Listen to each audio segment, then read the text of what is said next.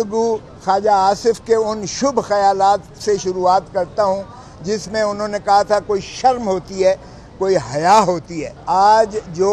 وفاقی حکومت کی جانب سے 2 دن کی سماعت کے بعد عدالت عظمیٰ میں استدعا کی گئی ہے، یہ بالکل اسی مصداق شرمناک بھی ہے اور ناک بھی ہے۔ یہ 2 دن پہلے جب شروعات ہوئی تو جسٹس منصور علی شاہ صاحب نے بیٹھ کر ایک بات کہی کہ کسی کو اگر آج اعتراض ہے میری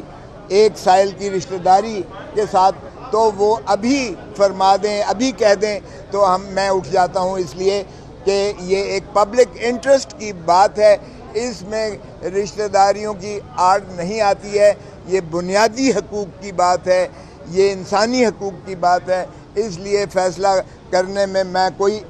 تذبذب نہیں محسوس کرتا اپنے ذاتی تئیں، لیکن اگر کسی کو کوئی اعتراض ہے تو آج فرما دیں۔ اٹارنی جنرل صاحب نے اور سرکار کی جانب سے جتنے دیگر وکلاء کھڑے تھے انہوں نے سب نے کہا ہمیں کوئی اعتراض نہیں ہے۔ ہماری جانب سے یہی ہوا کہ ہمیں کوئی اعتراض نہیں ہے۔ آج ملک جو ہے جس اذیت اور کرب سے گزر رہا ہے اس کی بہترین طریقہ حل یہی ہے کہ اس پٹیشن کا فیصلہ کر دیا جائے۔ جناب بیرسٹر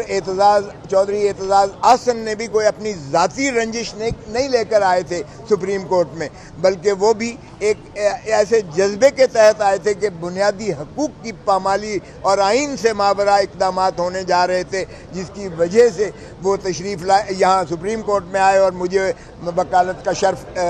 ملا ان کی جانب سے، اور اسی طرح باقی پٹیشن تھیں۔ 2 دن عدالت عظمیٰ نے 4 بجے تک جو ہے سنوائی کی اس کیس کی، اور آج جو ہے اس کو فکس کیا گیا تھا۔ آپ نے دیکھا کہ پہلے ہی وفاقی حکومت نے جو شور مچا رکھا تھا کہ ہم اس فیصلے کو نہیں مانیں گے اور اس فیصلے کی تصحیح کر رہے تھے کہ بینچ پر اعتراضات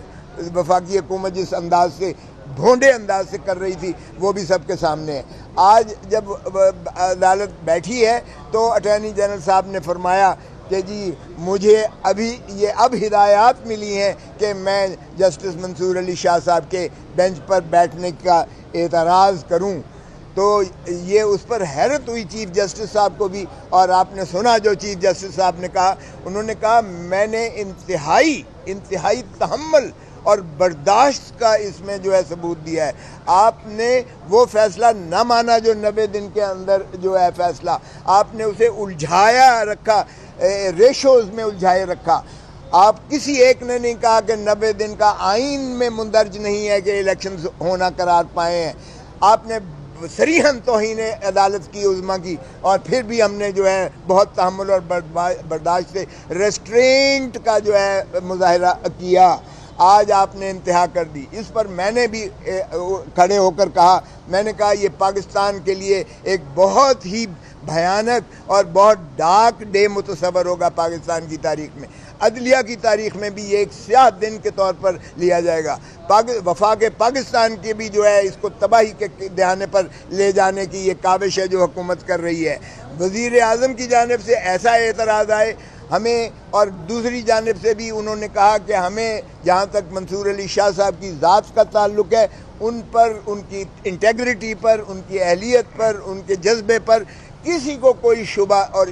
وہ نہیں ہے۔ یہ وفاق کی جانب سے بھی کہا گیا، اٹارنی جنرل نے بھی کہا۔ مجھے سمجھ نہیں آتی ہے کہ پھر وزیر اعظم نے کیوں کر یہ متصور کیا کہ کانفلکٹ آف انٹرسٹ اس میں متصور کیا جائے گا، سوائے اس کے کہ اس کو تاخیری حربہ کے طور پر، اور یہ دیکھتے